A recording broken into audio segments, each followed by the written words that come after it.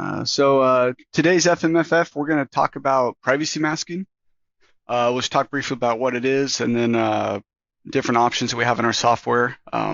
Being that in the 2018 R1 release, we added some new functionality. So I figured it'd be a good idea to kind of run through what's been added and what the different capabilities are. So what is privacy masking?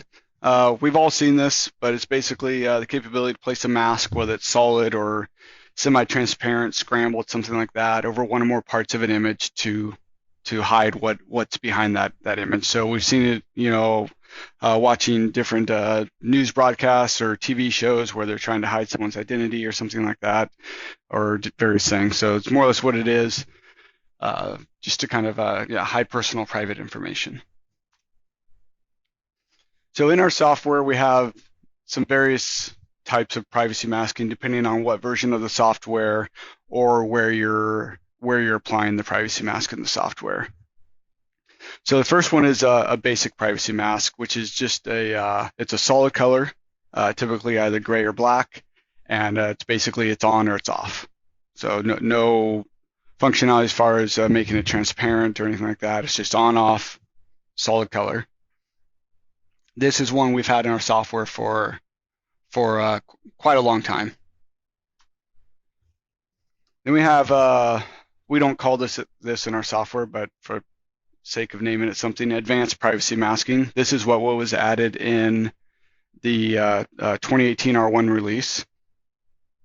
So the benefits here is, one, there's varying levels of blurring or obscuring. So you can either do a solid color or you can do various levels of transparency, and we'll kind of show this when we get into the demo part here at the end. But you have a little more control over it. And then the other benefit of the advanced privacy masking is you can make it either a permanent mask, so that once it's applied, it can't be removed. It'll always be in playback when you go playback, even if you decide to remove the privacy mask in general from that camera, it'll always be on the recorded video from whatever time it was enabled. Or you can do a liftable one, which is just what it sounds like. It gives the operator the capability within the smart client to lift the privacy mask off of the image for a period of time so they can see what's behind it. That's all based on permissions as to whether or not they can lift it or not. It also allows them, if someone doesn't have permissions and they try to lift it, it'll prompt for credentials, username and password of someone who does have permission. So a scenario that could be an operator there, something's going on behind the privacy mask, they can choose to lift it or prompt for the credentials, and then their manager, who likely would have permissions, could come over, type in their credentials, and it would lift the privacy mask. So talk a little bit more about the liftable one. So I kind of covered all this already. I forgot to change the slide. But so based on permissions, it is all or nothing when it comes down to permissions. So it's not something where I can say this person has liftable permissions on these 3 cameras. It's either they have liftable permissions and it's across all cameras, or they don't have liftable permissions and that's across all cameras as well. And also, when you lift a privacy mask, you can't choose which camera you want to lift it. So it's just a setting. You can see it there in the screenshot there, and we'll kind of cover this when we go to the demo part. But you basically say lift privacy masks, and any cameras that have a liftable privacy mask will lift it off. And it's only for you as a user. So if somebody else is logged in, they still see the privacy mask. So you're not lifting it across the board. You're just lifting it for yourself. But it will lift it off of all cameras that have a liftable mask. And then the permissions, talked about already.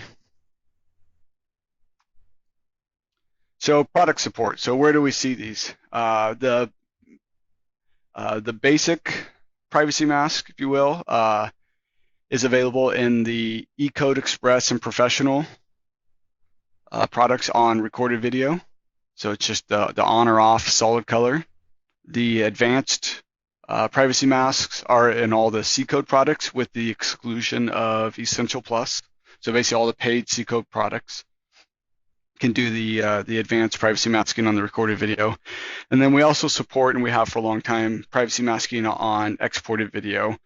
It's pretty much the basic version. So it's a solid color option is the only option, and that's available on all paid products for eCode and C-Code.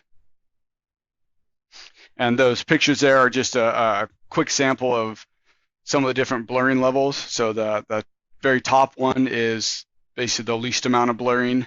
And then there's actually 10 levels of blurring. So the middle one, I think, is level 5, and then that bottom one is level 10. So you can kind of see the different options in there to obscure the video.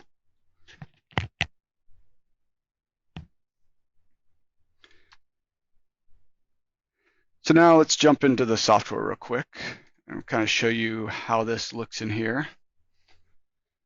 So in the management client, we're only going to cover the C code version of this. I'm not going to cover the E code version of it, although it's done similarly, just fewer options. So you select the camera. First, you got to enable privacy masking, and then you get this grid that shows up, and you get your two different options over here, permanent and liftable. So I can change this grid if I want a little finer control.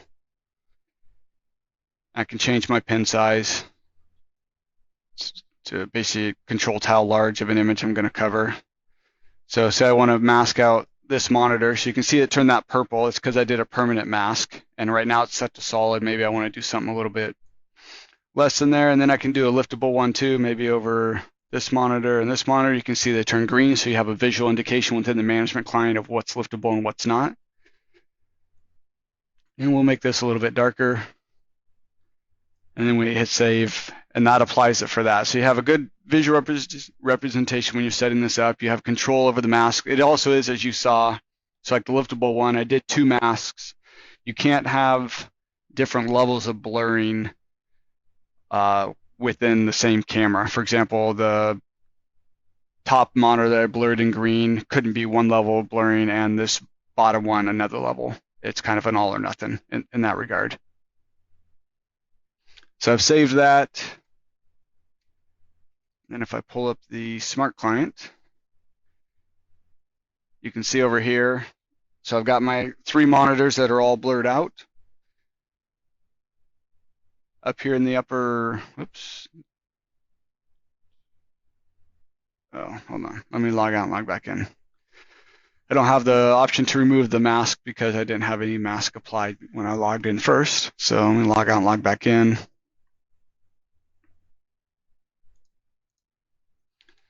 So there's my lift privacy mask. So I'll make this a little bit bigger here.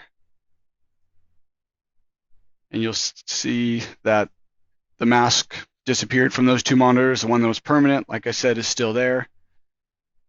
Also, lifting the privacy mask doesn't affect recorded video in the sense of because I lifted it here, it doesn't mean that the mask still isn't being recorded. So it'll always be recorded. You can lift it on recording if you have permissions, but it doesn't really affect that in that regard. When I'm done, I can go back in here and reapply it. There's a timeout, if I recall correctly. I couldn't find the numbers on it, but I think after 5 minutes it reapplies it. But I'm not positive on that. Somebody else might have a better idea and throw that in the comments. But yeah, that's essentially it. It's relatively straightforward. Having the blurring option is a nice addition though, because it can obscure identities in different scenarios where you want to know whether something's going on in this scene, but you don't want to have to be able to identify someone. Or privacy masking a lot of times gets used in overhead cameras looking at cash registers. They'll mask out the credit card machine so that people can't sit there and go back and find someone's PIN code or something like that from looking at the credit card machine. So lots of different uses for it. Having the liftable option adds extra functionality. Adding the blurring option adds a lot of extra functionality as well. Any questions on that? Let me see if there's some in chat here. Yeah, so Stephen makes a good point. So I made a comment earlier that that the privacy masking, even if you turn it off, it stays on the video for the time that it was on. So if I go back, if I disable privacy mask and I go back and review video from when it was enabled, the privacy mask will still be there. That was not the case prior to 2018 R1 release.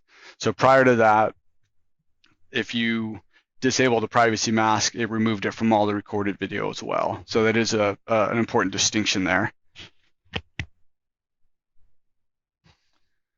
Let's see, can I retroactively blur on a certain part on the timeline? I want to blur what happened last Friday, 1 p.m. to 2 p.m. Not that I'm aware of, unless someone else has other thoughts on that. That was a question from Alex. I haven't seen anything that would indicate that you can do that. Hey, Jared, my question on that is because that would totally solve our problem with police departments where an incident happens, they don't want anyone else to see that video. We have to do this really weird thing to sort of cut that video out from people. If we could Right. just blur that area and only people that have permission to, you could blur the whole video, right?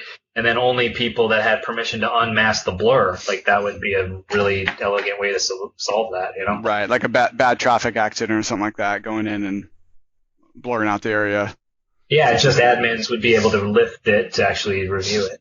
Yep, that's actually sounds like a good feature request. But yeah, I can totally see the benefit because yeah, that would solve that issue very easily. Is it possible to lift privacy mask on exported video? No. That's another good question. So even if you have a liftable privacy mask, once you've exported the video, actually, no, I'm not 100% certain of that. Nearly certain. But I'm pretty sure once you export the video, then the privacy mask is ingrained in there. We have a quick second. I can try. While I'm reading the rest of these questions, let me just record a clip. Let's see. So blur that follows people. So yeah, with our built-in privacy masking, we're not going to be following people around, but we have other options. I know Alex mentions AlgoVision. AlgoVision is the one I've heard of recently, Alex. I have not heard of Cogvis, and yeah, Kiwi was the other one, but Kiwi got acquired by Genetech. But yeah, from what I've heard, AlgoVision does it. I've never actually seen it in action. But if you had basically what Alex is asking, a scenario where you're trying to mask out like the face of a minor or something like that in recorded video, which obviously they're going to be moving around or something like that. So there are some partners who have ways to track the faces and then just blur the faces, or sometimes track the whole body and blur the whole body. But yeah, I believe AlgoVision was the one. And Andrew just said, all right, looks like Andrew just did my quick test. So you cannot lift a privacy mask on exported video, even if it was liftable. So once it's exported, it becomes a permanent mask in that exported video. Any other questions? Let's see. Okay, and Andrew said also just as a note that if you lift a privacy mask, it gets logged in the audit log, which is good. As long as you enable user access login. All right, that's good to know.